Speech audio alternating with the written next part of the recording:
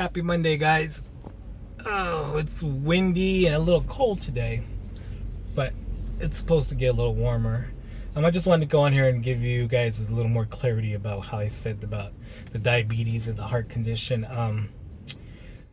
This is what happened right after my back surgery. We'll say it was like August 2011. I got laid off. I didn't get laid off. I got the choice to retire, so I retired. I was in my rehab. I had my SI joints done, my L4, L5 done. I was in rehab for probably from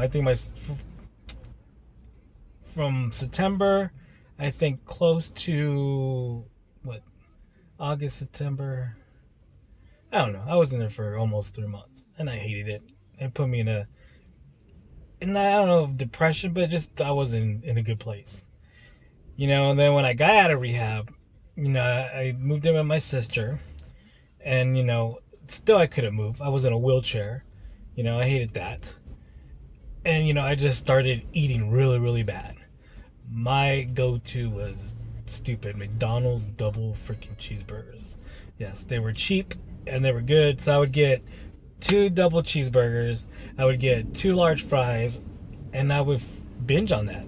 I almost every day. That's what I was eating for like 6 months.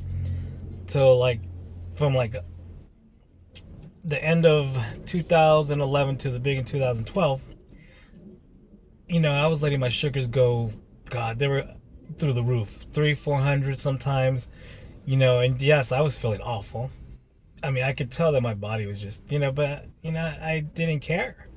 And if they had to take someone to kick me in the butt, and it had to take me knowing that I was gonna have to have freaking open heart surgery to realize that you can't let that happen anymore. So now my blood sugars are controlled. No more 400, 500 blood sugars. I mean, my sugars barely get past 200 anymore. I was on insulin for a while. Then the doctor took me off insulin. I'm on Invicana and metformin. Invicana, I mean, that's a saving grace. Invicana keeps my blood sugar so controlled. It helps you control your weight. And yeah, I mean, now, I'm fine. I feel good. I got energy, even though, I have my body aches, with all my stupid surgeries. My first surgery I had when I was like 23, 24, and I had an ankle fusion. So I've been dealing with this pretty much chronic pain my whole life. I mean, like I told you guys, I had my ankles done twice, my SI joints, both sides, the L4, L5. Right after my open heart surgery, I had the 4 stents put in, and then a year later, I got an infection, and I had to wear a colostomy bag for a year. Yep, I had to poop in a bag for a freaking year. And I'm lucky. I'm one of the fortunate ones where I got to get it reversed. So if you know anybody out there with the colostomy bag or ileostomy bag, give them props, because it's a lot of work. It messes with your head. It breaks down your relationships, and it's not even for the person that you're in the relationship with. It's you. I mean, I was kind of just messing with my mind, thinking, how can somebody be with me with this bag full of poop on my belly, But my wife, she didn't care. She stood by. She pretty much acted like it wasn't there. We treated it like it wasn't there, and that was a good thing. But yeah, I got that reversed. No colostomy bag, and I mean, that was probably one of the worst parts at the times of my life, is wearing that stupid bag. And if you have a colostomy bag, it's you're mentally screwed, because you think you smell all the time when you don't, because it's airtight.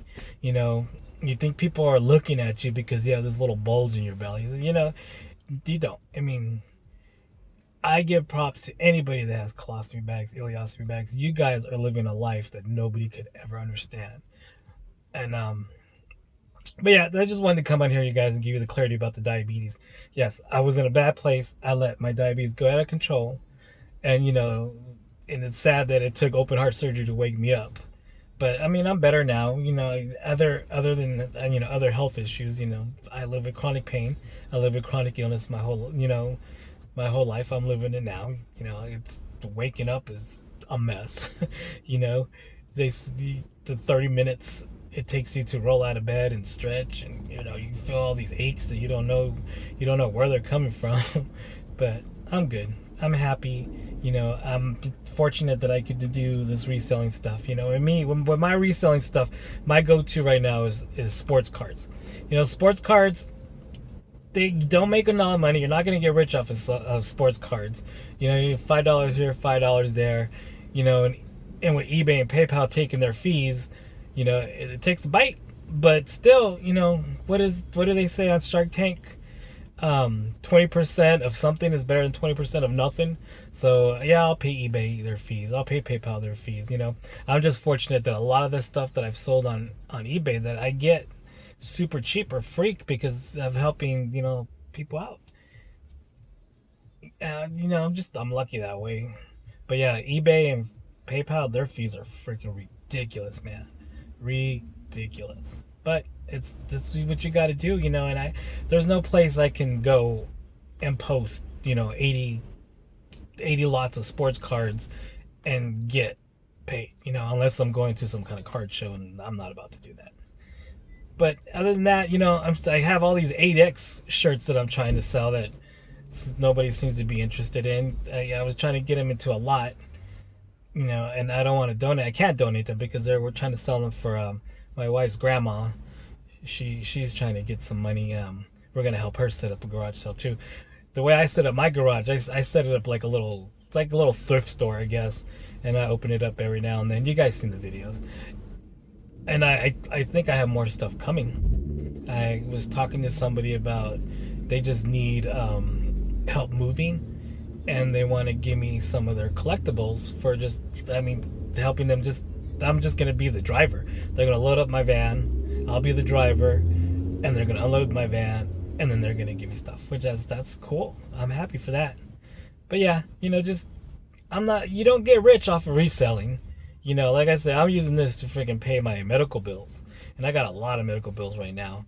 I pay, like I told you guys, I pay hundreds of dollars a month in medical bills, almost to close to, if not $1,000, if not more, a month. But I gotta do it. I gotta survive. I gotta live. I gotta stay healthy and be here as long as I can for my kids, my grandkids. Hi Taylor, if you're watching, by the way. I know she watches the last video. I love you, Tay. I'll see you soon. She's gonna come. Taylor lives in Florida. She's gonna come visit us in Vegas in April. I'm excited about that. We get to see we get to do the Vegas tourist thing. So hopefully we'll have fun with that. But before that is going to be the long trip to Texas to, I guess we're going to a family wedding. And see my wife's family. She hasn't seen her family in a few years. So, gonna do that. Gonna suck it up and do that drive. And the drive kills. If you guys suffer from chronic pain, you know what about these long drives do to you. I mean, God, it's just the pain that you get. Because you're driving. And when you do these little stops to fill up, oh my God, up and down. And then some places you'll go is super cold, and you'll go to another place is hot. So you don't know if you're going to wear a jacket or not a jacket. I don't know. Anyways, I'm rambling again. So I just wanted to let you get a little clarity about my diabetes and how I let it go bad. Again, just if you know anybody that suffers from diabetes and they're not controlling it, let them know that it can kill them. It affects the rest of your body. And it affects your number one thing, it affects your heart. You need to live with your heart. You can't live without your heart. So good blood sugar control is good heart health, is what I'm saying. So just let them know. Share my videos. Let them know. It's happened to me. If you know anybody that you want me to message, I'll tell them. I'll let them know. I'll show them pictures of my open heart surgery. I'll show them pictures of what I did wrong. But and like I said, I'm not here to get sympathy. I'm here to just educate and let people know, don't let your blood sugars go bad. Diabetes will kill you. Diabetes almost killed me. Just thank God that, like I said, my wife, my kids, it's just all motivation. I want to see my kids' kids. I want to see my grandkids' kids. I want to be here as long as I can. I want to live to at least past 80. I want to see what this world's like when I'm 80. But anyways, guys, have a great day, and I'll see you on the next one. And this is probably most personal I'll ever give it to you guys. So next will be my garage stuff or my eBay stuff. I'll show you guys. Oh, I bought some stuff from Storage Auction or Storage Hunters Vegas. They live here in Vegas, and I bought some sports cards really super cheap in their auction. I was so fortunate. So I'm gonna do an unboxing with that, guys. I bought 2 lots for them, so it's just super cheap. I'm excited to see what I got. I know there was some baseball and basketball and some Laker cards, so stay tuned for that. My unboxing from the Storage Hunter Vegas. I'm happy. I'm excited. It keeps me busy. So you guys have a great day, have a great Monday, have a great week, and make sure to share, like, subscribe, and let's build this channel. A lot more to come. I'm excited. I'm happy that you guys are watching and commenting. So you guys have a great day, and I'll see you on the next one. Bye.